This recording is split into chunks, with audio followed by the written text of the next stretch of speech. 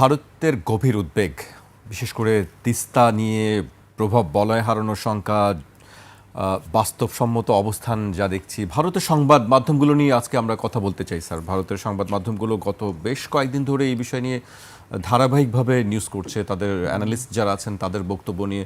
আমি আলোচনায় যাবার আগে কয়েকটি গণমাধ্যমের খবর উল্লেখ করতে চাই। দ্য হিন্দু এবং আউটলুক বলছে বেইজিং তিস্তা প্রকল্পকে কেবলই একটি জীবনযাত্রার মানোন্নয়নমূলক প্রকল্প বললেও এবং এটি কোনো তৃতীয় পক্ষকে টার্গেট করছে না বলে আশ্বস্ত করলেও নতুন দিল্লি একে সহজভাবে নিচ্ছে না।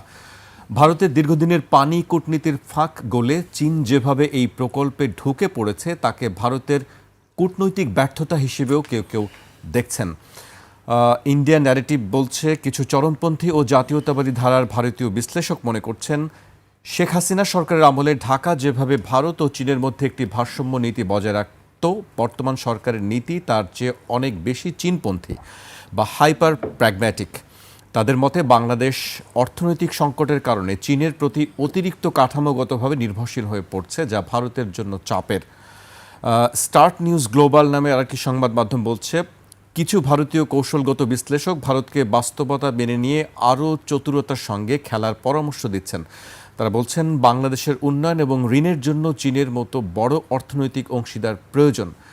বাংলাদেশ তার সব ডিম্বাণু এক ঝুড়িতে, কেবল চীনের ঝুড়িতে রাখছে না, তারা ভারতের সাথেও সম্পর্ক স্বাভাবিক করার চেষ্টা করছে। তাই ভারতের উচিত আতঙ্কিত না হয়ে বাংলাদেশের অর্থনৈতিক ও বাণিজ্যিক চাহিদাকে নিজেদের অনুকূলে ব্যবহার করা। আরও অনেকগুলো বিষয় আছে, সেগুলো আমি হয়তো স্যার পর্যায়ক্রমের সুযোগ পেলে উল্লেখ করার চেষ্টা করব। একটা জিনিস আমরা দেখছি যে ভারতীয় সংবাদ মাধ্যমের একটি উদ্বেগ কাজ করছে, পাশাপাশি যারা থিঙ্ক ট্যাঙ্ক আছেন তারা একটা পরামর্শ দিচ্ছেন যে আসলে বাংলাদেশের সঙ্গে কিভাবে সম্পর্ককে ঠিক রাখা যায়। স্যার, আপনার কাছে কি মনে হয় তাদের এই উদ্বেগের কারণটা কি? ধন্যবাদ। দেখেন, ভারতের উদ্বেগ তো নতুন কিছু না। বাংলাদেশ প্রতিটা স্টেপ নিলেই সেই ইউনূস সরকারের সময় থেকে যে কোনোভাবেই বাংলাদেশ যদি কোনো অল্টারনেট স্বাধীনতা দেখাতে যায় ফরেন পলিসিতে, অমনিতেই ভারত উদ্বেগের কথা বলে। মানে আমরা নড়াচড়া করলেই ভারতের উদ্বেগ সৃষ্টি হয়। সুতরাং এটাকে ইগনোর করাটাই শ্রেয়। আমি একটা গুরুত্বপূর্ণ বিষয় প্রথম থেকেই টাচ করতে চাই, যেহেতু সেটা দিয়ে শুরু করলেই বোধহয় ভালো হয়।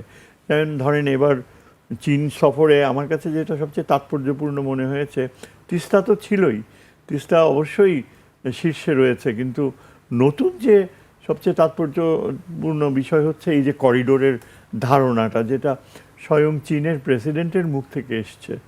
যেহেতু এটা চীনের প্রেসিডেন্টের মুখ থেকেই এসছে এবং তার আগের ঘটনাবলিতে এই বিষয়টা উত্থাপিত হয়নি, সুতরাং চীনের প্রেসিডেন্ট এই যে প্রপোজালটা দিয়েছে যে সরাসরি চায়না থেকে একদম ঢাকার চট্টগ্রাম পর্যন্ত যে করিডোর হবে, করিডোর শব্দটা আসলে ঠিক না, যে রাস্তা তৈরি হবে, আসলে মায়ানমারের থ্রুতে একটা ট্রানজিট, তারপর সরাসরি রেল রোডও হতে পারে বা সরাসরি গাড়ি চালাবার রাস্তাও হতে পারে সেটা। আর করিডোর বললে অনেকটা মনে হয় একটা ষড়যন্ত্র তত্ত্ব। ভারতীয়রা খুব পছন্দ করে এই শব্দটা ব্যবহার করতে। তবে আমার ধারণা যে এই যে চীনের প্রেসিডেন্টের মুখ থেকে এটা বের হয়েছে, প্রথম কথা হচ্ছে যা কিনা ভারতীয় সংবাদ মাধ্যম অলরেডি শুরু করে দিয়েছে বলা, অলমোস্ট প্রায় নিশ্চিতভাবে এক মহিলা আজকে শুনলাম একটা পডকাস্টে বলছে যে বাংলাদেশ তো অবশ্যই এই প্রস্তাব গ্রহণ করবে না, কেননা বাংলাদেশ বলবে যে যতদিন না মায়ানমারে গৃহযুদ্ধ শেষ হয় ততদিন এই প্রস্তাব মানা সম্ভব না। এই যে এই কথাটা বলল, এটা ভারতীয় সংবাদ মাধ্যমের একটা মানে অলরেডি প্রিপেয়ার্ড অ্যাপ্রোচ, যা কিনা এখানে কিছু কিছু মানুষ ব্যবহার করবে। আমি শঙ্কিত হয়ে যাচ্ছি যে সত্যি সত্যি যদি বাংলাদেশের কেউ বা আমলাতন্ত্রের কোনো প্রতিনিধি বা সংসদে বসা কোনো বিএনপির কেউ হঠাৎ চিন্তা করে যে এই সিভিল ওয়ার, গৃহযুদ্ধে কিভাবে এটা সম্ভব, সিভিল ওয়ার তো শেষ, এই ধরনের অবস্থান যদি নেয় তাহলে কিন্তু একেবারে মানে মেরে ফেলবে এই পুরো আইডিয়াটাকে। অন্যভাবে আমি বলবো যে এই প্রস্তাবটা যেহেতু চীনের প্রেসিডেন্ট স্বয়ং নিজে দিয়েছে, তিনি নিশ্চিত করবেন এবং চীন সরকার নিশ্চিত করবে যে এই যে মায়ানমারের দীর্ঘ পথ পাড়ি দিয়ে বাংলাদেশে আসবে সেই পথ নিশ্চিত থাকবে। কেননা আমরাও জানি ভূ রাজনীতির ছাত্র হিসাবে যে আরাকান পর্বতমালার পশ্চিম দিকটায় যেখানে এই আমাদের আরাকান আর চীন রাজ্য রয়েছে, এই জায়গাটা সংকট রয়েছে। কিন্তু এখানে তো পদচারণা হয়, চীনের বিশাল পাইপলাইন রয়েছে, চীনের একটা সামরিক উপস্থিতি যে থাকছে না তাও বলা যায় না। চীন স্টেটে আর আরাকানে গেলেই একটা চীনের একটা পোর্ট রয়েছে বঙ্গোপসাগরে। সমস্ত কিছুই কিন্তু দেখা যায় যে চীনের নিয়ন্ত্রণের মধ্যে আছে। আর তাছাড়া আরাকান আর্মি তো চীনের অস্ত্র ব্যবহার করে, চীনের বিরুদ্ধে কোনো অবস্থান নেবে এটা অকল্পনীয়। আবার যদি পূর্ব মায়ানমারে দেখেন, আরাকান পর্বতমালার ওই পাশটায় মূলত শান, ক্যারেন, কাচিনরাই নিয়ন্ত্রণ করে। এরা সবই কিন্তু চীনা গোত্রভূত এবং এরা ক্ষণে ক্ষণে চীনে যায়, চীনে আশ্রয় নেয়। মায়ানমার বাহিনীর হাত থেকে বাঁচার জন্য তারা চীনের সাথে সংযোগ স্থাপন করে। এরা কখনো ওই আরাকান পর্বতমালার পূর্বে এরা কখনো বাধা সৃষ্টি করবে না। আর তাছাড়া আরেকটা ব্যাপার হচ্ছে যে চায়নার কুনমিং থেকে মন্দালয় পর্যন্ত অলরেডি রয়েছে, সড়ক ব্যবস্থা রয়েছে। ভারতের থাইল্যান্ডের দিকে যায় ভারতীয়রা, মায়ানমারের ভিতর দিয়েই যায়, থাইল্যান্ডে প্রবেশ করে। সেখানেও তো আমার কথা হচ্ছে এই যে যারা এখানে যদি কেউ বলে বা আর্গিউ করে, এটা এত স্থূল আর্গুমেন্ট হবে যে সিভিল ওয়ার শেষ হবে। সিভিল ওয়ার কখনো শেষ হবে না মায়ানমারে। এটা ওদের গোত্রগত বাস্তবতা, এটা ওদের সেন্টারের কন্ট্রোলের বিপক্ষে বিভিন্ন গোত্রের একটা কর্তৃত্ব স্থাপন করার অর্থনৈতিক স্বার্থ জড়িত রয়েছে। এভাবেই এই মায়ানমার রাষ্ট্র চলে এসছে, মায়ানমারের ধারণা চলে এসছে, ভবিষ্যতে এভাবেই চলতে থাকবে। আমরা যতই মনে করি না কেন যে ভেঙে যাবে বা যুদ্ধ শেষ হবে, তার কোনোটাই হওয়ার সম্ভাবনা আমি দেখি না। আর তাছাড়া এরকম এক্সাম্পল আফ্রিকাতে রয়েছে। আফ্রিকাতে চীন যে রেলওয়ে করেছে, সেই রেলওয়ে বিভিন্ন দেশের হার্টের উপর দিয়ে চলে গিয়েছে এবং সেখানে যে গোত্রগত দ্বন্দ্ব সেই রাষ্ট্র তৈরি করার সময় থেকে চলে আসছে। কারণ জিওমেট্রিক বাউন্ডারিজ যাকে বলি, স্ট্রেট লাইন টেনে দিয়ে বাউন্ডারি তৈরি করা হয়েছে এবং সেখানে তো গোত্রগত দ্বন্দ্ব কত রকমভাবে চলে এসছে। সেখানে চাইল্ড সোলজার্স ইন্ট্রোডিউস হয়েছে। সেই গোত্রগত দ্বন্দ্বের কারণে চীনের রেলওয়েজ তো থেমে থাকে নাই। আজকে বৈপ্লবিক পরিবর্তন হচ্ছে আফ্রিকান দেশগুলোর জীবনযাত্রায়, just because of this connectivity. সুতরাং অবশ্যই আশা করা যায়, আমি মনে করি যে আমাদের সরকারের উচিত ছিল, যখন চীনের প্রেসিডেন্ট প্রস্তাব দিল, সাথে সাথে আমাদের প্রধানমন্ত্রীর উচিত ছিল গভীর আস্থার সাথে চীনের এই প্রস্তাবকে তাৎক্ষণিকভাবে অ্যাকসেপ্ট করে নেওয়া। যে we are honoured, we are privileged mister president that you have offered this proposal. আমরা জানি যে যখন এই যে মায়ানমারের রোহিঙ্গা সমস্যা শুরু করা হয়, তখন আমরা অনেকেই সিনিয়র কূটনীতিক যারা ছিল, যারা এখন রিটায়ার করে গেছে, তাদের সাথে কথায় কথায় বলতাম যে ভাই তোমরা মিলিটারি স্টেপস নাও না কেন? রোহিঙ্গাদের ফেরত পাঠাতে হলে আমাদের অবশ্যই সামরিক পদক্ষেপ নিতে হবে। তখন এদের খুব স্ট্রং অবস্থান ছিল, ফরেন মিনিস্ট্রিরই খুব স্ট্রং অবস্থান এই ছিল যে আমরা এই রোহিঙ্গা ইস্যুটা একটা আন্তর্জাতিক বিষয়, সেটা জাতিসংঘ দেখবে, মার্কিন যুক্তরাষ্ট্র দেখবে, আমরা কেন এর পেছনে আমাদের সম্পর্ক মায়ানমারের সামরিক বাহিনীর সাথে ক্ষতিগ্রস্ত করব? আমাদেরকে ভবিষ্যতে মায়ানমার হয়ে চীনে যাওয়ার রাস্তা তৈরি করতে হবে, সেটা চীনকে রাজি করাতে হবে। সেটাই হচ্ছে আমাদের একটা বড় কৌশলগত উদ্দেশ্য। এক্স্যাক্টলি এই পজিশন ছিল ফরেন মিনিস্ট্রি। কাজেই আজকে এটা নিশ্চিতভাবে বলতে পারি যে এই যে প্রস্তাব দিয়েছে চীনের প্রেসিডেন্ট, এটা অনতি বিলম্বে আমাদের চীনকে জানিয়ে দেওয়া উচিত। এবং এটা নিয়ে যারা বাধা সৃষ্টি করবে, যারা বলবে সিভিল ওয়ার হচ্ছে, আমরা কেন ঝুঁকিতে যাব, চীন অনেক বেশি লাভবান হবে, আমরা কেন মার্কিনীদের অনাস্থায় যাব, এগুলো এত অসংলগ্ন যুক্তি যে এগুলো তাচ্ছিল্য ছাড়া আর কোনো কিছুই করা উচিত না। মার্কিন যুক্তরাষ্ট্র আসলে চাইবে, তাদের অ্যাডমিনিস্ট্রেশন চেঞ্জ হচ্ছে, তারা দেখতে চাইবে চীনের সাথে আমাদের যোগাযোগ ঘটে উঠুক। আপনি দেখেন এখানে যে মার্কিন রাষ্ট্রদূত ঘুরে বেড়াচ্ছে সারা শহর আনন্দে, কত রকমভাবে আমাদের এখানকার খাবার টেস্ট করছে। সেদিন দেখলাম যে তিনি ঘুরে ঘুরে বিভিন্ন জায়গায় যে সেখানকার ল্যাঙ্গুয়েজ, কালচার এসব নিয়ে কথাবার্তা বলছে। এগুলো ডিসপ্লে করছে কেন? ডিসপ্লে করছে এই জন্য যে মার্কিনিরা খুব খুশি হচ্ছে যে ভারতের গালে একটা চপেটাঘাত পড়ুক। এখন আপনি যেই কথাটা বললেন যে আরও অন্যান্য তিস্তার ব্যাপারটাও আমি বলি, যে আমি একটু বেশি সময় নিয়ে নিচ্ছি, তারপরেও এটা সত্যি কথা যে তিস্তার প্রশ্নে অবশ্যই এখন জিওপলিটিক্স সবচেয়ে বড় প্রাধান্য পাওয়া উচিত, পাচ্ছেও। তিস্তার ভিতর দিয়ে এখন ভারত এত প্রোপাগান্ডা করছে, তাদের ভাষ্যকাররা একেবারে মুখের ভাষাকে রসে পরিণত করছে, যে আমাদের ভিতর দিয়ে, আমাদের নদীর ভিতর দিয়ে কিভাবে বাংলাদেশ তিস্তা প্রজেক্ট চাই, চীনকে দেয়, আমরা দেখে নেব। এদের একটু বোঝা উচিত যে তিস্তা অরিজিনেট করে সিকিমের বাউন্ডারি খুব কাছেই হচ্ছে চীনের বাউন্ডারি।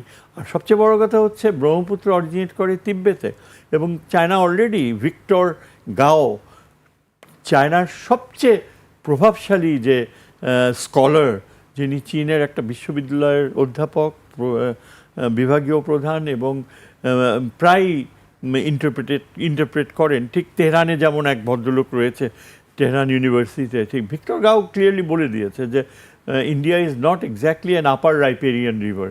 ইন্ডিয়া রিয়েলি, চীনকে বলা যায় আপার রাইপেরিয়ান, কেননা ব্রহ্মপুত্রের বেলায় চীন এতই শক্তিশালী যে চীনের পানির গর্জের, 3 গর্জেস ড্যামের কারণে ভারতের টিপাইমুখ ড্যাম উড়ে গেছে। আমরা এত অ্যাপিল করতাম, তখন তারা শুনে নাই, এখন বাধ্য হয়ে শুনছে। এটা কিন্তু এখন ক্লিয়ারলি ভারতীয়রাও বলছে যে ব্রহ্মপুত্র কতখানি ক্ষতি করতে পারে, সেটা আমাদের ভেবে দেখার বিষয় ব্রহ্মপুত্র। কিন্তু বাস্তবতা হচ্ছে এই যে যদি 7 সিস্টার্সে পানি ফ্লো চীন কখনো বন্ধ করে, যে এই পাকিস্তান এখন চীনের দিকে ঝুঁকছে এই বিষয়ে, যে চীন যেন এই সিন্ধু নদীর স্বাভাবিক ফ্লো ইনশিওর করার জন্য ওই ব্রহ্মপুত্র নদীতে 7 সিস্টার্সের ব্যাপারে এই ভারতকে চাপ দেয়। এখন আমরা তো তিস্তার দায়িত্ব চীনকে পুরোপুরি দেওয়া উচিত। এমন খবর কেন পড়ি যে খুব শিগগিরই তিস্তার কাজ শুরু হবে, খুব শিগগিরই সেখানে নানা রকমের কাজ হবে? আমরা এই খবর দেখতে চাই যে চীন তিস্তা পাড়ে স্থাপনা গড়ে তুলছে, ঠিক পদ্মা সেতুর বেলায় যেমন তারা একেবারে মেটেরিয়াল স্থাপনা গড়ে তুলবে। আমরা দেখতে চাই শত শত চীনা টেকনিশিয়ানসরা আসা শুরু করেছে। আমরা দেখতে চাই plane loads of Chinese equipment, এগুলো ভিজিবল হওয়া উচিত, যাতে ভারত বোঝে যে কত বড়ভাবে আমরা চীনকে ইনভলভ করছি, এবং প্রয়োজনে নিরাপত্তা ব্যবস্থাকে সংহত করার জন্য। কিন্তু আমাদের নীতি হচ্ছে সব কিছু যেন আমরা নিজেরা করছি, চীনকে আমরা একটা বিশেষ দায়িত্ব দিব। এই অ্যাপ্রোচ রং, এই অ্যাপ্রোচ মানুষ চায় না। এবং আমরা বলতে চাই, আমরা দেখতে চাই যে আমাদের এই প্রধানমন্ত্রী যেন ওই ট্রোজান হর্স যারা, তাদেরকে যথাযথ এই ব্যাকগ্রাউন্ডে ঠেলে দেয়। এবং সেটাই হচ্ছে একটা বড় প্রশ্ন, যে প্রধানমন্ত্রী কি চীনকে অবিলম্বে জানাবে আপনারা তিস্তা প্রজেক্টের পূর্ণ দায়িত্ব নিয়ে নিন, এবং পূর্ণতার সাথে সেখানে সমস্ত প্রক্রিয়া বসিয়ে দিন। সুতরাং এই যে আমি বললাম যে তিস্তার ব্যাপারটা চীনকে সম্পূর্ণভাবে দিলে যেটা হবে যে আমরা তিস্তার পানির আন্তর্জাতিক আইন অনুযায়ী ফ্লো দেখার ব্যাপারে ভারতকে বাধ্য করতে পারবে চীন, একমাত্র চীনই পারবে। সুতরাং ওয়ার্ল্ড ব্যাংক আর ওই যে অন্য দেশ জাপান এদের ইনভলভ করার ব্যাপারে আমার মনে হয় ভুলে দেওয়া উচিত। চীনকে সর্বাত্মকভাবেই দায়িত্ব দেওয়া উচিত। সেদিক থেকে আমরা কখনো লুজার হব না। হোপফুলি আমাদের সাথে পাকিস্তান থাকবে, পাকিস্তানেরকেও সেখানে এই তিস্তা পার না, ওই উত্তরবঙ্গে অবশ্য ইনভলভ করা অপরিহার্য। চীনকে আমন্ত্রণ জানাতে হবে লালমনিরহাটে বেস ফেসিলিটি করুক তারা, যাতে যতদিন না চীন থেকে আমরা এই বিমান পাই, চীনের বিমান বাহিনীর একটা অংশ আমাদের লালমনিরহাট প্রোটেক্ট করবে। কেননা ভারতীয়রা খুবই উগ্র হয়ে যাচ্ছে এবং তারা ওয়ার্নিং দিয়েছে যে চীনকে যদি ইনভলভ করে বাংলাদেশ তাহলে কিন্তু ভারত তার সামরিক বাহিনী, এটা একটা টার্ম ইউক্রেনাইজেশন, লেটেস্ট। আমাকে একজন ফরেন সেক্রেটারি রিটায়ার্ড, তিনি এই সামরিক বাহিনীর সদস্য ছিলেন, তিনি আমাকে খুব স্ট্রংলি এই মেসেজটা পাঠিয়েছেন যে ইউক্রেনাইজেশন পলিসি, এটা এখন ভারতের গভীর একটা কি বলে চিন্তার ব্যাপার। এবং বাংলাদেশের চারপাশে তারা এমন এমন অবস্থান নিচ্ছে যে এই যে মন্দির, রামের মূর্তি করা, তারা ইচ্ছা করে চাচ্ছে প্রভোক হই আমরা এবং যাতে তারা সামরিক শক্তি ব্যবহার করে। এটা যে কত বড় একটা মানে দুরাশা, দুরভিসন্ধি, এই বাস্তবতাটা এখন সম্ভব হতে পারে যদি আমরা সরাসরি চীন আর পাকিস্তানকে একটা ডিসপ্লে করার পরিস্থিতিতে নিয়ে আসি। স্যার, আপনার কাছে আমি আবার আসবো। আমি পর্যায়ে ফদ ভাইয়ের কাছে আসতে চাই। আমরা স্যারের দীর্ঘ বক্তব্য শুনছিলাম, স্যার কোন জায়গায় থামাবো বুঝতে পারছিলাম না, সবই খুব গুরুত্বপূর্ণ বলছিলেন। বেশি সময় নিয়ে ফেলছি। না, ঠিক আছে।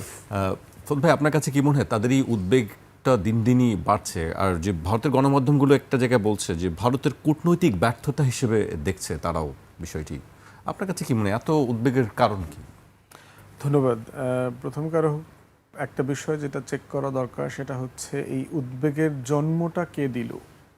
আজকে যে বাংলাদেশে তিস্তা প্রকল্প নামক একটা জিনিস নিয়ে আমাদেরকে আলাপ করতে হচ্ছে, কেন আলাপ করতে হচ্ছে, আমাদেরকে কেন পদ্মা ব্যারেজ করতে হচ্ছে, সেটা চীনের টাকায় হোক আর দেশের টাকায় হোক, এই কাজটা আমাকে কেন করতে হচ্ছে? ভারত যদি ফারাক্কা ব্যারেজ না করত, আমার উপরে যদি সে পানি আটকে হুগলি নদীতে ট্রান্সফার করা, কলকাতা বন্দর সচল করার নামে শত শত ক্যানেল করে করে কৃষি জমিতে পানি টেনে নেওয়ার এই কাজটা না করত, যেটা আন্তর্জাতিক আইনে নিষিদ্ধ, তো আমার যে ট্রান্সবাউন্ডারি রিভার্স আছে 57টা 54টা যেভাবে ডিফাইন করেন, এই 54টা নদী অভিন্ন নদীতে যে সে রিভার লিঙ্কেজ প্রজেক্ট করে ফেলছে, টিপাই মুখে, তিস্তার উপরে, পদ্মার উপরে, গঙ্গার উপরে, বিভিন্ন নদীতে বাংলাদেশের ছোট বড় 300+ নদী মারা গেছে গত 50 বছরে। তাহলে এই উদ্বেগটা যে আজকে করেছেন, এটা কার হাতের কামাই? মানে আমরা কি ফারাক্কা ব্যারেজ করেছি? মানে আমরা কি আপনাকে উদ্বেগটার জন্ম দিয়েছি? না, আমরা আসলে ভিকটিম। আপনার সিদ্ধান্তের কারণে আমরা ভিকটিম, এবং আমরা আসলে চাচ্ছি আমার কৃষককে, কৃষিকে, জেলেকে, নদীকে বাঁচিয়ে রাখবার জন্য আমরা সিম্পলি একটা স্বাভাবিক জিনিস চাচ্ছি। এখন আপনি যদি উদ্বেগ না চান, আপনি সবগুলো ড্যাম ভেঙে ফেলেন, সিম্পল জিনিস। আপনি তিস্তা থেকে শুরু করে পদ্মায় ব্যারেজে যতগুলো ড্যাম দিয়েছেন, এগুলো সব ডিনামাইট দিয়ে আপনি ভেঙে ফেলেন। ভেঙে ফেললে কি করতে হবে? আমাকে আর পদ্মা ব্যারেজ করতে হবে না, আমাকে আর তিস্তা প্রকল্প করতে হবে না, আর তিস্তা প্রকল্পের জন্য চীনকেও এখানে দাওয়াত দিয়ে আনতে হবে না। খুব সিম্পল জিনিস তো। এখন আজকের যে কারণে আপনার উদ্বিগ্নতা, এই উদ্বিগ্নতার ট্যাবলেটও তো আপনার কাছে আছে, ডিপ্রেশনের অ্যান্টিডিপ্রেসেন্ট, ওটা খাচ্ছেন না কেন? মানে আমি তো কোনো কিছুর জন্য দায়ী না, তো আমি তো পিওরলি, স্যার তো অফেন্সিভ কথা বলছেন, ইনফ্যাক্ট রিয়েলিটি কি, আমরা তো ডিফেন্সিভও খেলতেছি না এখন পর্যন্ত, কিছুই খেলতেছি না। তাহলে সেই জায়গায় ভারতের এই যে চতুর, মানে চাণক্যের বুদ্ধি, কৌটিল্যের বুদ্ধিতে যারা চলে, তাদের প্রবলেম হচ্ছে সব কিছু মাথা দিয়ে করার চেষ্টা করে, কিন্তু চিন্তার একটা বড় অংশ অন্তর দিয়ে করতে হয়, হার্ট দিয়ে করা লাগে, অনেস্টি থাকতে হয় চিন্তার। তাদের এই উদ্বিগ্নতার অনেস্টি নাই, ইন্টিগ্রিটি নাই, এটা তারা কিভাবে করবে? এখন দেখেন যে তাদের সিকিউরিটি হুমকি আছে, এখন সিকিউরিটি হুমকির জন্য কি আমরা দায়ী? আমরা কি 62 সালে অরুণাচল দখল করছি নাকি? আমরা কি ওই উপরের দিকে হিমালয়ের আশেপাশ থেকে জমি কি আমরা দখল করে নিয়ে নিচ্ছি নাকি? মানে আপনি উদ্বিগ্ন কেন? বাংলাদেশ কি কখনো ভারতের সভরেন্টিকে এফেক্ট করেছে? করে নাই তো। তাহলে তিস্তায় চীনারা আসুক বা না আসুক, চীন নিয়ে যে দিল্লির ভীতি, এটা তো এমনিতে এক্সিস্ট করে। 62 সালে চীন অরুণাচল দখল করে ফেলছে, 3 দিন দখলে রাখছে, রেখে পতাকা দিয়ে আবার 3 দিন পরে ভলান্টারিলি উইথড্র করে চলে গেছে। কদিন আগে আপনি হয়তো দেখেছেন, 1-2 সপ্তাহ আগে ওখান থেকে চীনারা রাস্তা করতেছে, ভারত দাবি করতেছে এটা আমাদের রাস্তা, চীনা অ্যাগ্রি করে নাই যে না, এটা আমাদের জমিতেই আমরা রাস্তা করতেছি। তাহলে এই উদ্বিগ্নতার অ্যাড্রেস করবার বিষয়ে তাদেরকে মাথায় রাখতে হবে, এটা তাদের সমস্যা, তারা এটার কারণ, এবং তাদের এটা সমাধান তাদেরকেই করতে হবে। দ্বিতীয় কথা দেখে যে ভারত এই যে হুমকি দিচ্ছে আমাদেরকে যে এটা গাজা বানায় ফেলবে, ইউক্রেন করে ফেলবে, এটা করবে সেটা করবে, প্রশ্ন হচ্ছে কিভাবে করবেন আপনি। এখন আমেরিকার যিনি deputy secretary of state Christopher Landau, সে অবজারভার ফাউন্ডেশনে একটা বক্তব্য দেখলাম মার্চ মাসে। সেখানে সে পরিষ্কার করে ইন্ডিয়ানদেরকে বলেছে, দিল্লিতে, যে সেখানে সে পরিষ্কার করে ইন্ডিয়ানদেরকে বলেছে চায়নার ব্যাপারে, চায়নাকে ক্ষমতাশীল করে, চায়নাকে অর্থনৈতিকভাবে উন্নত করে আমরা যে ভুলটা করেছি সেটা আমরা ইন্ডিয়ার ক্ষেত্রে করব না। Message is very clear. The way we empower China to become economic superpower, we shall not do it to India. So you have to do your own business. আপনাদেরকে আপনাদের টার্মসে, রেগুলার টার্মসে ব্যবসা করতে হবে। এই প্রোগ্রামে উপস্থিত ছিল রয়ের সাবেক চিফ বিক্রম সুদ। তার আবার একটা ইন্টারভিউ দেখলাম, সে পরিষ্কার করে বলতেছে যে it's a clear warning for Indian politics and economy. এবং এইটার ওয়ার্নিংয়ের সূত্র কিন্তু আমরা দেখতে পাচ্ছি। দেখেন, রেসিপ্রোকাল ট্যারিফ এগ্রিমেন্ট দিয়ে যেটা করেছে, মোদির উপরে তো এক্সট্রা কর চাপায় দিচ্ছে, শুধু রেসিপ্রোকাল করে নেই, যেহেতু সে মাতব্বরি করতে গেছে তার উপরে আরও বেশি চাপায় দিচ্ছে। দ্বিতীয়ত দেখেন, গত সেই 90-এর দশক থেকে ভারত থেকে B121 ভিসা সমত ওই আইটি সেক্টরে প্রচুর লক্ষ লক্ষ মানুষকে তারা নিয়েছে। এটা ভিসা বন্ধ করে দিয়েছে ট্রাম্প এসে। শুধু তাই না, হাজার হাজার অবৈধদেরকে কার্গো প্লেনে করে, প্যাক করে, গুদামজাত করে, মানে গুডসের মতো, পণ্যের মতো করে ভারতে পাঠায় দিচ্ছে। অতএব এই যে বাস্তবতা, ট্রেড এগ্রিমেন্ট হচ্ছে না, রেসিপ্রোকাল ট্যারিফ এগ্রিমেন্ট দিয়ে দেখবেন যে বাংলাদেশের অনেক সুশীল বুদ্ধিজীবীরা প্রচুর আলাপ করে, বাংলাদেশ নির্বাচনের 3 দিন আগে এরকম একটা গোপন চুক্তি করছে। আমরা we are talking about $6-7-8 billion. ভারতের উপরে $500+ বিলিয়ন বোঝা চাপাই দিচ্ছে ট্রাম্প ট্রেড এগ্রিমেন্ট করে।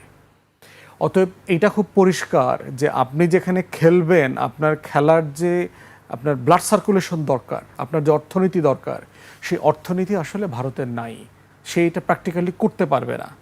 এবং এইবার যে মধ্যপ্রাচ্যের যুদ্ধে যে আমেরিকা ইসরায়েল হারলো, এর সাথে ইন্ডিয়াও তো হেরেছে, একসাথে হেরেছে। অতএব এই যুদ্ধে হারার মধ্য দিয়ে তার অর্থনীতিও তো বিপদগ্রস্ত অবস্থায় আছে। সে তো আর ইরানের মতো রিহ্যাবিলিটেশন তহবিল থেকে টাকা নিতে পারবে না, তার তো এটা সুযোগ নাই।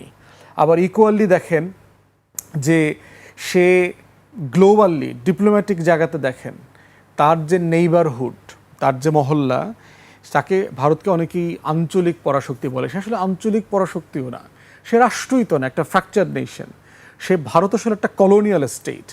তো এইখানে দেখেন তার মহল্লায় কোনো রাষ্ট্র নাই, কোনো দেশ নাই যে তার কথা শোনে।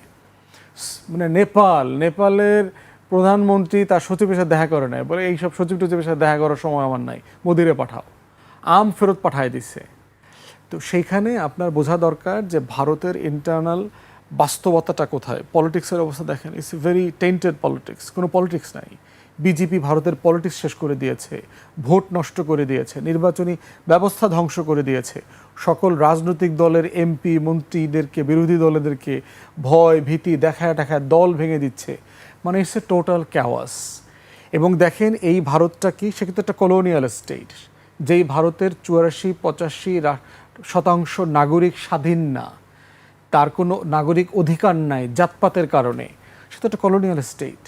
এখানে অচ্ছুত, দলিত, তারপরে হিন্দু মাইনরিটি, তফসিলি জনগোষ্ঠী যারা আছে, এরপরে মুসলমান, খ্রিস্টান, পাহাড়ি জনগোষ্ঠী, সবাই হচ্ছে এখানে একটা কলোনিতে বসবাস করছে। অতএব এইরকম একটা কলোনির রাষ্ট্রে থেকে আপনি কার সাথে যুদ্ধ করবেন? কে আপনার সাথে যুদ্ধ করবে? কয়দিন যুদ্ধ করতে পারবেন? আপনার রসদ আসবে কোত্থেকে? আপনার চারপাশে তো কোনো বন্ধু রাষ্ট্র নাই। অতএব সেই জায়গায়, এবং দেখেন ভারতের, ইন্ডিয়ার, মানে আমেরিকার জায়গা থেকে দেখেন, যার যে ইন্ডো প্যাসিফিক স্ট্র্যাটেজি, IPS তো ট্রাম্প এসে শেলফ করে দিচ্ছে, ইন্ডো প্যাসিফিকের ইন্ডো শব্দটাই কেটে দিচ্ছে প্যাসিফিক কমান্ড থেকে। অতএব সব কিছু মিলায়ে আপনার দেখবেন যে এই যে তুলসী গাবার্ড রিজাইন করলো গত কয়দিন আগে। তুলসী গাবার্ড আপনার মনে আছে কিনা, ট্রাম্প আসার পর যখন তারা দায়িত্ব দিল, ভারতীয়রা তো দেবতা বানায়া পূজা টুজা দিয়া টিয়া, এই একজন লোক আমাদের আসছে দেবদূত, তিনি এখন আমাদের জন্য হয়ে কাজ টাজ করবেন টরবেন, ওনার পথ চলে গেছে। তো সব কিছু মিলে Bharat is in crisis, is a serious crisis. তার রাষ্ট্র থাকবে কিনা এটার জন্য কাউকে দায় দিতে হবে না। মানে চীন, বাংলাদেশ, পাকিস্তান কেউ কিন্তু তার রাষ্ট্র ভাঙার জন্য চেষ্টা করতেছে না, এইটা তার নিজের অর্জন, তার ফল। পশ্চিম বাংলা দেখছেন না, কয়দিন আগে আপনার দিবস পালন করেছে, আপনার পশ্চিম বাংলা দিবস পালন করেছে 20শে জুন, কারণ যেদিন তারা মানে বাংলা থেকে বাংলা পার্টিশন হয়েছে সেই দিনটা তারা সেলিব্রেট করেছে। তো তো সব কিছু মিলিয়ে তার উদ্বিগ্ন হবার জায়গাতে তাকে বোঝা দরকার চায়নার দিকে তাকায়া উদ্বিগ্ন হবার দরকার নাই, বাংলাদেশের দিকে তাকায়া উদ্বিগ্ন হবার দরকার নাই, পাকিস্তানের দিকে তাকায়া উদ্বিগ্ন হবার দরকার নাই। নিজের দিকে তাকান, খালি ফারাক্কা ব্যারেজের দিকে তাকান। আপনার যে 54টা নদীতে আপনি আমাদের পানি ফ্লো বন্ধ করে দিয়েছেন, ওই দিকে তাকান, ওইটা ডিনামার দিয়ে ওইটা ভেঙে দেন, তাহলে আমরা তিস্তা প্রকল্প শেলফ করে দেবো, সাসপেন্ড করে দেবো। চীনকেও আসতে হবে না, বেইজও করতে হবে না, কোনো ক্যামেরাও বসাইতে হবে না, আপনারা শান্তিতে থাকতে পারবেন, আমরা শান্তিতে থাকতে পারবো। সিম্পল জিনিস। জি, ভারতের হাতেই সব কিছু নির্ভর করছে আসলে। পুরোপুরি। আপনাদের বক্তব্য স্যার, আমরা ভারতীয় গণমাধ্যমগুলো অনেকগুলো খবর দেখছিলাম, কিন্তু সংক্ষেপে যদি আমি বলতে চাই যে তারা একাধারে বাংলাদেশ চীনের এই নতুন অংশীদারিত্বকে ভারতের উত্তর পূর্বাঞ্চলীয় নিরাপত্তার জন্য একটি কৌশলগত লাল সংকেত হিসেবে দেখছে, মানে রেড সিগন্যাল বলছে তারা। আবার একই সাথে নতুন দিল্লির প্রতি আহ্বান জানাচ্ছে যেন তারা ঢাকাকে পুরোপুরি বেইজিংয়ের দিকে ঠেলে না দিয়ে কার্যকর কূটনৈতিক সম্পর্ক পুনরুদ্ধার করে। দুটি বিষয়, একটি লাল সিগন্যাল, আরেকটি হচ্ছে সম্পর্ক পুনরুদ্ধার করা। কিভাবে সম্ভব স্যার এই বিষয়গুলো? এটা সম্ভব হতো যদি বিজেপি না থেকে কংগ্রেস ক্ষমতায় থাকতো, কিংবা এমনকি বিজেপির ওই যে অটল বিহারী বাজপেয়ীর মতো একজন প্রধানমন্ত্রী ভারতে থাকতো। কিন্তু বর্তমান ভারতের যে প্রধানমন্ত্রী, যা একেবারেই আরএসএস দ্বারা ডমিনেটেড, এটা কিন্তু ভারতের ইতিহাসে কখনো হয়নি। কেউ কল্পনাই করতে পারেনি যে সরাসরি আরএসএসের অখণ্ড ভারতের ধারণা একেবারে কার্যকর পররাষ্ট্র নীতির একটা রোড ম্যাপ হিসাবে এমার্জ করবে। আমরা তো এটা ভাবিনি। পাকিস্তান দেখতে পাচ্ছে যে খুবই অবাক হয়ে যে এইভাবে যে ইন্ডাস ওয়াটার্স ট্রিটি, একটা আন্তর্জাতিক চুক্তি guaranteed by the World Bank, সেটা এখন ভারত ভাঙছে, মানে একেবারে অবলীলায়। কোনোভাবে আন্তর্জাতিক আইনের প্রতি ভারতের কোনো সামান্যতম শ্রদ্ধাও নাই। সে নিজে যেভাবে মনে করে একতরফাভাবে ইন্টারপ্রেট করছে। এটাই কিন্তু সবচেয়ে সর্বনাশা বাস্তবতা। আন্তর্জাতিক সম্পর্কে আন্তর্জাতিক আইনকে ডিফাই করলে, যেমন ট্রাম্প করছে রীতিমতো একেবারে কন্টিনিউয়াসলি, এতেই ইঙ্গিত দেয় যে আন্তর্জাতিক ব্যবস্থা ভেঙে পড়ছে। আন্তর্জাতিক ব্যবস্থার সবচেয়ে শক্তিশালী শক্তি হচ্ছে আন্তর্জাতিক আইন। তার স্যার, এটা পরিণতি তাহলে কি দাঁড়াতে পারে? পরিণতি যা হবে, দেখেন রাষ্ট্র ব্যবস্থা যেভাবে ছিল, রাষ্ট্র ব্যবস্থায় এখন আস্তে আস্তে চীন ধরছে। রাশিয়া ইউক্রেনের অংশ ক্লেম করছে, ইসরায়েল এক্সপ্যানশনের দিকে যেতে চাইলেও সে পারছে না, ইরানের কারণে থেমে যেতে বাধ্য হচ্ছে। তারপর আপনি মায়ানমারের দিকে তাকিয়ে দেখেন, এখানেও কিন্তু ভারত মায়ানমারের সাথে যে সম্পর্ক গড়ে তুলছে, সেটা আমাদের এই বাংলাদেশের অস্তিত্বের প্রতি একটা হুমকি। বা মায়ানমারের যে সামরিক জুন্তা, ওরা এখন ইচ্ছাকৃতভাবে মায়ানমারের এই রাখাইন অঞ্চলে সামরিক উদ্যোগ নিচ্ছে, যেগুলো এমনি আপাত দৃষ্টিতে মনে হচ্ছে যেন আরাকান আর্মিকে রিপ্রেস করবে, কিন্তু এটা অনেকাংশেই বাংলাদেশের দিকে একটা ওয়ার্নিং দেয়া যে আমরা কিন্তু তোমাদের পার্বত্য অঞ্চলের দিকে আমাদের চোখ রয়েছে, সেন্ট মার্টিনের দিকে চোখ রয়েছে। তাদের একসময় ম্যাপ বানিয়েছিল, সেন্ট মার্টিনকে অন্তর্ভুক্ত করা হয়েছিল। এইগুলো সমস্যা সমাধানের একমাত্র উপায় হচ্ছে চীনকে আমাদের মিত্র হিসাবে, সামরিক মিত্র হিসাবে গ্রহণ করার ব্যাপারে দ্রুত পদক্ষেপ নেওয়া। এবং এটা চিন্তা করলে চলবে না যে আমেরিকানরা ডিসপ্লিজড হবে। আমরা আনন্দিত এটা ভেবে যে মার্কিনিরা অলরেডি এটা বুঝতে পারছে যে ভারতের যে এই যে সুপার পাওয়ার অ্যাম্বিশনস আমেরিকার জন্য কতখানি ক্ষতিকর হতে পারে। এটা যদি আগামীতে ইলেকশনস হয়, ডেমোক্রেটসরাও ক্ষমতায় আসে, কিংবা ধরেন একটা কংগ্রেসের ক্যারেক্টার যদি পাল্টে যায়, তবে এই আমলাতন্ত্রের ভিতরে যখন এই আইডিয়াটা একবার মানে স্ট্রেট ফরওয়ার্ড ওয়েতে গড়ে ওঠে যে ভারত একটা হুমকি, তখন মার্কিনিরা আর আমাদেরকে কি বলে সেরকম চাপ দেয়া থেকে বিরত থাকবে যে চীনের সাথে সম্পর্কে এগুতে পারবে না। আমাদের সবচেয়ে বড় এক্সাম্পল আর গাইড হচ্ছে এখানে পাকিস্তান কিভাবে নানা বাধা সত্ত্বেও কিন্তু চীনের সাথে আনুগত্যের সম্পর্কটা তারা এমন পর্যায়ে নিয়ে গিয়েছে যে আজকে সরাসরি চীন পাকিস্তানের পক্ষে যুদ্ধে অংশগ্রহণ করেছে। হচ্ছে আমরা ট্রেডিশনালি সবসময় বলে আসি যে চীন ব্যবসায় ব্যবস্থা করে, যারা ক্ষমতায় আসে তাদের সাথেই চীন কি বলে ট্রেড রিলেশনস করে, চীন কখনো অন্যের যুদ্ধে জড়িত হয় না। এটা হয়তো আগে সত্য ছিল, অনেকাংশে, কিন্তু আমরা দেখেছি দেয়ার ওয়্যার এক্সেপশনস যখন চীন এগিয়ে আসছে। ভিয়েতনাম যুদ্ধে কি সহযোগিতা করে না আমেরিকার বিরুদ্ধে ভিয়েতনামকে? ইউক্রেনের যুদ্ধে রাশিয়া কি সহযোগিতা করছে না? এবং সরাসরি এই যে পাকিস্তানের পক্ষে তাদের বিমান, অ্যাওয়াক্স বিমান অংশগ্রহণ করলো, যার ফলে পাকিস্তান আমেরিকার ইন্ডিয়ান প্লেনস ফেলে দিয়েছে। এই মানে ক্ষত থেকে ইন্ডিয়া সহজে বের হতে পারবে না। ইন্ডিয়া, আমার ধারণা যে ইন্ডিয়া এত দুর্বল যে যদি চীন, বাংলাদেশ আর পাকিস্তান মিলে এয়ার ডিফেন্স কভার তৈরি করে, যদি এই যে অন্যান্য যে আধুনিক প্রক্রিয়াগুলো, সাইবারনেটিক্সের ধারণাকে বাংলাদেশ যদি চীনের কাছ থেকে গ্রহণ করে, সামরিক ভিত্তিতে অত্যন্ত নিবিড়ভাবে গ্রহণ করে, এবং আমেরিকার আপত্তি সত্ত্বেও যদি বাংলাদেশ সেই পথে চলে, যদিও এটা নির্ভর করে লিডারশিপের কোয়ালিটির উপরে। বাংলাদেশের লিডারশিপে তো বাংলাদেশ শুধু বিশ্বাসঘাতকের অভাব নাই, মানে বিশ্বাসঘাতকতা করার প্রবণতা এখনও চলছে।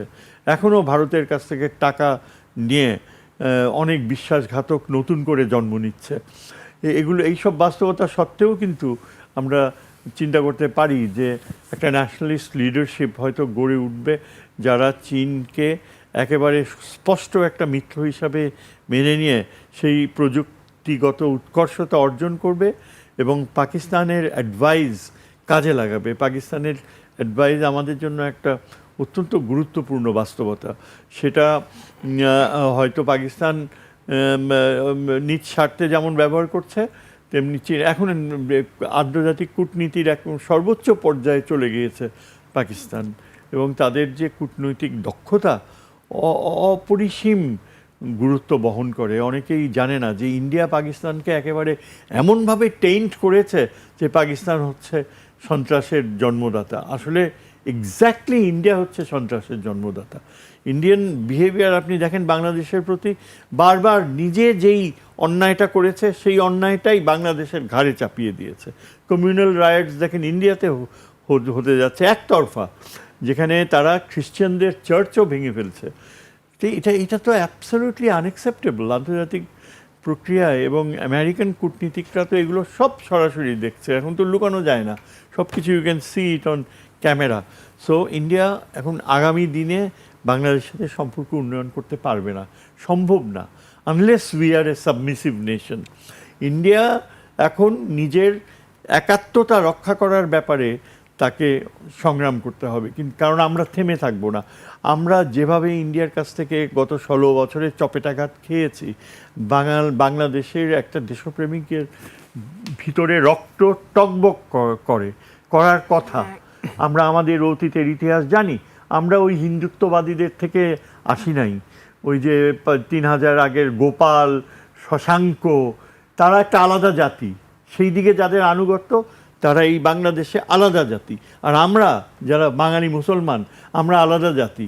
আমাদের উৎপত্তি বলতে গেলে ইখতিয়ার বিন বখতিয়ার খিলজির সময় থেকে, এবং তখন থেকে এই যে মুসলমান শাসন হয়েছে, সুলতানসরা শাসন করেছে, সেই দীক্ষা কেন আমরা পরিত্যাগ করব? আমাদেরকে সেটা এই তারেক জিয়ার যদি সরকার টিকে থাকতে হয় ফিরে আনতে। সুলতান শামসুদ্দিন আজম ইলিয়াস শাহ, তিনি বাংলা ভাষাকে কি গুরুত্ব দিয়েছে সেটা কলকাতার হিন্দুরা মুছে ফেলছে। তাদের ভাষায়, তাদের পড়াশোনায় সব কিছু হিন্দুত্ববাদী ধারা চলে এসছে। আমাদের নওয়াব সলিমুল্লাহকে হত্যা করা হয়েছে কলকাতায়, কয়জন জানে? নওয়াব সলিমুল্লাহকে হত্যা করা হচ্ছে। এই মানুষটি নিজের জীবন দিয়েছে। 1905 সালে এই মুসলিম লীগ সৃষ্টি করেছে, অল ইন্ডিয়া মুসলিম লীগ।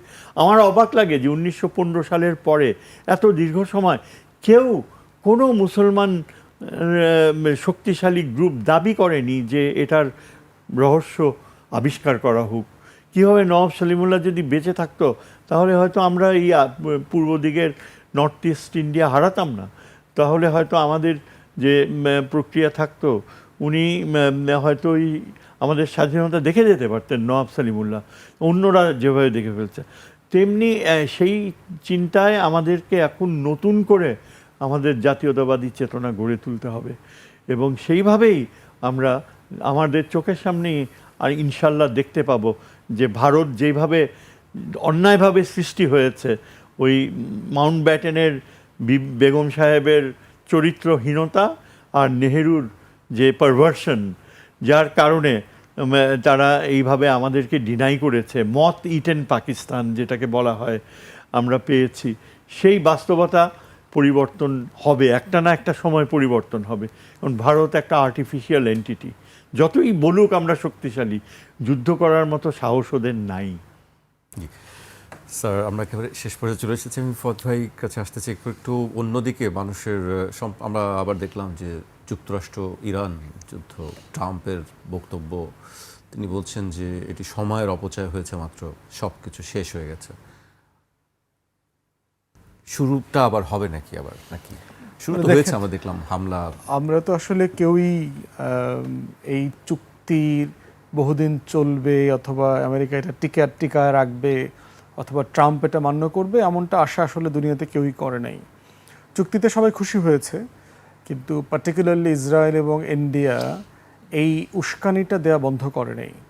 কারণ হচ্ছে যে আপনার নেতানিয়াহু জানে যে তাকে আসলে জেলে যেতে হবে এবং সে কন্টিনিউয়াসলি বিভিন্ন জায়গাতে পুশ করতেছে। সে দেখবেন যে প্যারালালি আবার লেবাননের সাথে একটা চুক্তি করেছে ইসরায়েল, চুক্তি করে সেখানে বলেছে যে নন স্টেট এন্টিটিগুলোকে নিয়ন্ত্রণ করতে হবে। এর মানে তারা কারা?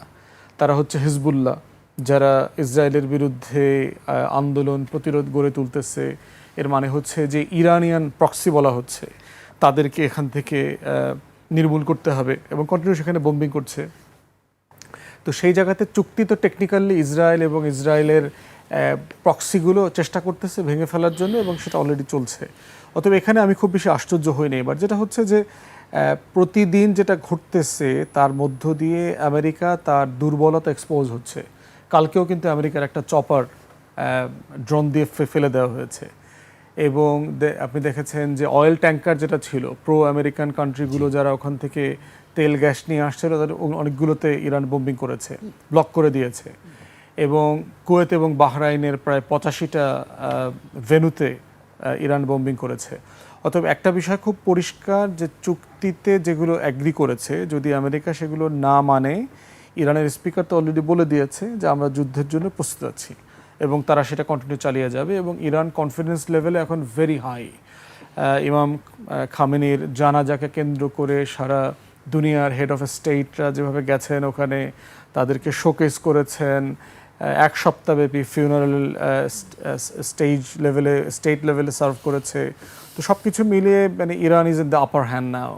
সো ট্রাম্প যেটা করছে সিম্পলি, কেউ বলছে এটা দিয়ে আসলে ব্যবসা করছে, মধ্যপ্রাচ্যগুলোকে ভয় দেখায় প্রচুর ইনভেস্টমেন্ট নিতেছে। Kuwait, Qatar, Saudi Arab trillions of dollar invest করবে বলে অলরেডি ওয়াদা দিয়েছে।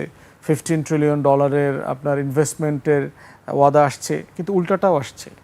গত 4 মাসে আমেরিকার ইকোনমিক লসের কথা বলা হচ্ছে প্রায় $400 বিলিয়ন। তার ভিতরে যুদ্ধের ক্ষতি আছে, বিজনেসের ক্ষতি আছে। এই যে রেসিপ্রোকাল ট্রেড এগ্রিমেন্ট যেগুলো হয়েছে, অনেকেই এখন আমেরিকার সাথে কেনাবেচা বন্ধ করে দিয়েছে। কারণ আমি গরিব দেশ, তোমার কাছ থেকে কিনলে যদি আমার বেশি খরচ হয়, আমি তোমার কাছে কিনবো না ভাই, বেচবো না তোমার কাছ থেকে, আমি অন্য জায়গা থেকে কিনবো, অন্য জায়গায় বেচবো। আমি অর্থনীতির ডাইভার্সিফিকেশন করব। আবার ইকুয়ালি যেটা হচ্ছে যে আপনার এক্সপোর্ট ইম্পোর্ট ধসে যাওয়ার কারণে যেটা হচ্ছে আমেরিকার ডোমেস্টিক ইকোনমি সাফার করতেছে, তার লেবার মার্কেট সাফার করছে। তো সব কিছু মিলায় হচ্ছে যে আমেরিকার অর্থনীতির অবস্থা কিন্তু ভালো না। তো এই বাস্তবতাটা যদি ট্রাম্প কন্টিনিউ করে তাহলে তাকে সাফার করা কন্টিনিউ করতে হবে। আমি ইরান অথবা গ্লোবাল সাউথকে যদি ধরি, তার আসলে হারানোর এখানে কিছু দেখছি না। স্যার কাছে আসলে স্যার কীভাবে দেখছেন, মানে যুদ্ধ কি মানে একেবারে ফুল স্কেলে শুরু হবে নাকি এইরকমভাবেই চলতে থাকবে? না, আমার মনে হয় না। এটা হচ্ছে যখন বড় একটা আগুন লাগে সেটা নিপতে নিপতে সময় লাগে, আবার কিছু কিছু ক্ষেত্রে আগুনটা জ্বলতে থাকে বেশি সময়, সেরকমই অবস্থা এখন। এটা হচ্ছে জাস্ট মানে শেষে ওয়ার অফ নার্ভস এটাকে বলতে হয়, যে ইরান কতখানি প্রস্তুত আসলে, যে যদি আমেরিকা কোনো দুরভিসন্ধি থাকে ট্রাম্পের, তাহলে ইরানের রেসপন্স কী হবে। অবভিয়াসলি আমেরিকা যখন একটা আন্ডারস্ট্যান্ডিংয়ের থেকে বিচ্যুতি দেখাচ্ছে, ইরান কিন্তু পাল্টা আঘাত করবেই। তবে আলটিমেটলি এটা আবার শুরু হওয়ার মতো বিশ্ব অর্থনীতির টলারেন্স লেভেল অ্যালাউ করবে না, বিকজ আলটিমেটলি আপনাকে দেখতে হবে যে আমেরিকার পক্ষেও নেটো মেম্বার্সরা কতখানি পারমিসিভ হবে। এটা নেটো মেম্বার্সরা একেবারেই এর নেটোকে বিপক্ষে। তো তিনি আঘাত নিয়েছেন গত পরশুই। এগুলো আমরা পাবলিকলি দেখি, যে এগুলো প্রদর্শন করে একটা ট্রাম্প- দুর্বল ট্রাম্প এখন হাত ছুঁড়ে ছুঁড়ে দেখাচ্ছে যে সে এখনো শক্তিশালী। আসলে ট্রাম্পের সাথে যারা যে টিম রয়েছে, বিউরোক্রেটসদের সর্বোচ্চ পর্যায়ে, তারা এখন ব্যস্ত হওয়া শুরু হয়ে গিয়েছে যে ট্রাম্প অ্যাডমিনিস্ট্রেশন শেষ, তারা চাকরি খুঁজছে রীতিমতো, দেয়ার সেন্ডিং দেয়ার সিভিজ এবং খুঁজছে কে কোথায় যাবে। এইরকমই হয় প্রত্যেকটা অ্যাডমিনিস্ট্রেশনের সেকেন্ড টার্মে। 1 বছর 1.5 বছর আগে থেকেই কিন্তু সবাই ডাইভার্টেড হয়ে যায়। কাজেই nobody is mentally ready to pick up the war phenomena. আর পেন্টাগনে এখন অনেকেই গলা কাটা যাবে নেক্সট অ্যাডমিনিস্ট্রেশনে। সবাই আমাদের এখানে যেমন আছে না, আর্মি ভিতরে জেনারেলদের সাহেবদের মধ্যে কিছু কিছু লোক তারা প্রমাণিত করতে চায় যে হাসিনার সময় আমরা, যিনি কদমবুচি করেছিলেন হাসিনাকে প্রথম, তিনি এখনও এনডিসিতে যে লেকচার দিয়ে আসছে সেই দিন, কি বলে, theories and reality of Jio politics. Imagine যে কতখানি তারা দেখাতে চায় যে আমরা লয়্যালটি। সেখানে আমেরিকাতেও জেনারেলসরা কিন্তু সবাই সচেতন হয়ে যাবে মানসিকভাবে, আবার যুদ্ধ চালিয়ে যাওয়ার মতো ট্রাম্পের ওই ডিসপ্লের সাথে কাজ করবে না। সুতরাং এই প্রক্রিয়াটা যে চলছে, ট্রাম্প দেখতে পাবে যে হি ইজ বিং আইসোলেটেড। কংগ্রেসও is not ready to put forth his huge bill for war. হ্যাঁ, সুতরাং আমি বলতে পারি, আমার যা শিক্ষা রয়েছে, আমি যতটুকু বলতে পারি যে যুদ্ধ শেষ হওয়া অনিবার্য। কিন্তু এর পরবর্তীতে আমরা যদি বলি যে পারস্য উপসাগরে পুরো নিয়ন্ত্রণ তো সে লুজ করেছে, সেক্ষেত্রে ইরান এখন পাওয়ারে আপার হ্যান্ডে আছে, সেক্ষেত্রে ওই অঞ্চলের ভূ রাজনৈতিক অবস্থা থেকে পুরোটাই তার নিয়ন্ত্রণেই থাকবে বলে আপনার মনে না, হয়? তার নিয়ন্ত্রণে থাকবে না, একটা সমীকরণ আসবে। এখন দেখেন, ইরান কিন্তু ভূ রাজনৈতিক ক্ষেত্রে নির্ভরশীল হয়ে গিয়েছে ইরানের উপরে। ইরানের ভিতর দিয়ে তার বিশাল অ্যামাউন্ট অফ তেল, সৌদি আরবের তেল চীনে যাচ্ছে, সেন্ট্রাল এশিয়া পার হয়ে, এবং এটা খুব কম সময়ে যাচ্ছে, ব্যয়ও অনেক কম। এই যে চীনের এইসব উদ্ভব করার প্রবণতা, এটা সৌদি আরবকে এফেক্ট করবে, অন্যান্য দেশকে। দেখেন ইউএই কিভাবে ইরানের কাছে ক্ষমা চেয়েছে, বলে যা টাকা চাও সব দিব, তোমরা আমাদেরকে কিছু ক্ষতি করো না। আমার মনে হয় একটা ইকুইলিব্রিয়াম দাঁড়াবে। আমেরিকা ফুললি উইথড্র করবে না, কারণ এখনও সেখানে কাতারে তার সেন্টকম হেডকোয়ার্টার্স রয়েছে। ইসরায়েলকে এখন একটা ইলেকশনের কারণে নেতানিয়াহু কিছুদিন হয়তো দেখাবে, কিন্তু আমার মনে হয় নেতানিয়াহুর শেষ চলে এসছে। আমার মনে হয় আলটিমেটলি ইসরায়েলের ওই পক্ষটা যারা যুদ্ধ পরিহার করতে চায়, তারাই হয়তো আগামী ইলেকশনে জিতবে। আমার মনে হয় না যে স্যার এখানে এই মুহূর্তে কি গাজার যে ক্রাইসিসটা বহু কাল ধরে, সেটি কি শেষ করার জন্য কোনো উদ্যোগ কি নেবে আসলে? সেই উদ্যোগ নিতে হলে ইজিপ্টকে সামনে, এখন আপনাদের বা আমরা দেখছি মানে উপযুক্ত সময় বলা যায় যেটি, এটার কি রয়েছে ইজিপ্টের হাতে, কাতারের হাতে। ইজিপ্ট ইজ দ্য কি প্লেয়ার। এখন প্রেসিডেন্ট সিসি একটু বোঝা উচিত যে তার টিমকে যে জোর করে হারানো হলো, ওয়ার্ল্ড কাপ সকার কিন্তু একটা রোল প্লে করে। এবং আমার তো ধারণা ছিল যে Sisi will pick up the phone, tell Trump যে look, you get the match replayed or I am going to quit as your ally. এরকম কিছু যদি ফোন করে বলে, আমি আমি অবাক হতাম না। তবে আসল কথা হচ্ছে যে এটা অনেকাংশেই নির্ভর করছে ইজিপ্টের হাতে, আর এইদিকে এই যে কাতার, তারপর টার্কি, এদের হাতে। আমার মনে হয় ফিলিস্তিন রাষ্ট্রের ধারণা আরও কাছাকাছি চলে আসছে। স্বয়ং মার্কিন যুক্তরাষ্ট্রেও কিন্তু ইয়াঙ্গার জেনারেশন অত্যন্ত সজাগ, তারা ফিলিস্তিন রাষ্ট্রের পক্ষে চলে আসছে। সারা বিশ্বব্যাপী ফিলিস্তিন রাষ্ট্রের পক্ষে আমরা নাটকীয় কিছু ঘটে যাবে আগামী বছরের মধ্যে। এই বছরেই আমার মনে হয় আমাদের জেনারেল অ্যাসেম্বলির প্রেসিডেন্ট যিনি হচ্ছেন বাংলাদেশের প্রতিনিধি, তিনি একটা নাটকীয় কিছু করে বসলেও আমি অবাক হব না, কেননা তাকে একটা একটা কিছু করে সে বের হয়ে আসতে চায় যে আমি জেনারেল অ্যাসেম্বলিতে মেজরিটিয়ারিয়ানিজমের প্রাধান্যকে সুপ্রতিষ্ঠিত করে নিরাপত্তা পরিষদকে বাধ্য করেছি তার পদ থেকে সরে আসতে। এরকম একটা কিছু করাটা আগামী 1 বছরের মধ্যে যদি ঘটে, তাহলে আমি তো বলবো যে সত্যিকার অর্থেই বিশ্ব ব্যবস্থায় একটা মানে মানুষ জেগে উঠেছে, জাতিগোষ্ঠী জেগে উঠেছে। জি স্যার, অনেক আশাবাদী, আমরাও আশাবাদী হতে হতে চাই। চাই। প্যালেস্টাইন নিয়ে সবারই একটি আবেগের জায়গা আছে। আমি শেষ করবো, একেবারে শেষ পর্যায়ে চলে এসেছি, ফুয়াদ ভাইকে দিই। আপনার কাছে কি মনে হয় এটাই কি উপযুক্ত সময় যে আসলে আরব ওয়ার্ল্ডকে প্যালেস্টাইনের স্বাধীনতার জন্য তাদেরকে আবার এক হয়ে কাজ করার? আরব বিশ্বের জনগণ তো এই পক্ষে অলরেডি আছে। আপনি দেখেন আর্জেন্টিনা এবং মরক্কোর মিশরের ম্যাচে আপনার মিশরের যিনি কোচ ছিলেন তিনি তো ফিলিস্তিনের পতাকা উড়িয়েছেন, ফিলিস্তিনের পক্ষে কথা বলেছেন এবং এটা সারা দুনিয়াতে যথেষ্ট অ্যাকসেপ্টেবল হয়েছে। অতএব এটার সমস্যাটা আপনার জনগণের না, আরব বিশ্বের শাসক গোষ্ঠী যারা হচ্ছে প্রচণ্ড রকমভাবে ইউরোপ আমেরিকার কাছে আপনার স্লেভ হয়ে গেছে, দাসত্বের সেই জায়গাটা তারা বের হতে পারবে কি আসলে? এই যে দাসত্বটা ভাঙছে আস্তে আস্তে করে, এই যে তাদেরকে যে ইরান যে শিক্ষাটা দিল এবং এই যে ক্ষমতার ভারসাম্য পরিবর্তন হয়ে যাচ্ছে এবং গ্রেটার ইসরায়েলের প্রকল্পটা ইতিমধ্যে ভেস্তে চলে গেছে, যে ইসরায়েলের এক্সপানশন প্রকল্পটা নাই। ঠিক একইভাবে যে প্রকল্পর কপি করে ভারত মনে করছে সে একটা অখণ্ড ভারতের একটা কল্পিত রাষ্ট্র বানাবে, একই প্রকল্প কিন্তু ভারত মহাসাগরে ডুবে গেছে। অতএব এটা একটা হিস্টোরিক্যাল সময়। আমি মনে করি যে ইসরায়েল ইজ এই মানে প্যারায়া স্টেট, এটা কোনো অর্গানিক ফর্ম নাই এটার। অতএব এটা বেঁচে থাকার কোনো যৌক্তিক কারণ নাই। যার নিজস্ব জনগোষ্ঠী নাই, যার নিজস্ব আরব মানে টেন্ডেন্সি নাই ওই রাষ্ট্র কাঠামো, ওই রাষ্ট্র চেতনার পক্ষে, আপনি সারা পৃথিবী থেকে কতগুলো ভাড়াটিয়া আনলেন, আইনে এক জায়গায় গ্যাদার করে বললেন এরা আমার দেশের নাগরিক। মানে এইভাবে তো রাষ্ট্র হয় না। রাষ্ট্র তো একটা লড়াইয়ের মধ্য দিয়ে তৈরি হতে হয়। যারা ওই মাটির মানুষ, ওই জনগণ যারা লড়াই করে একটা রাষ্ট্র বানায়। ইসরায়েল আসলে কিন্তু সেরকম কোনো রাষ্ট্র না।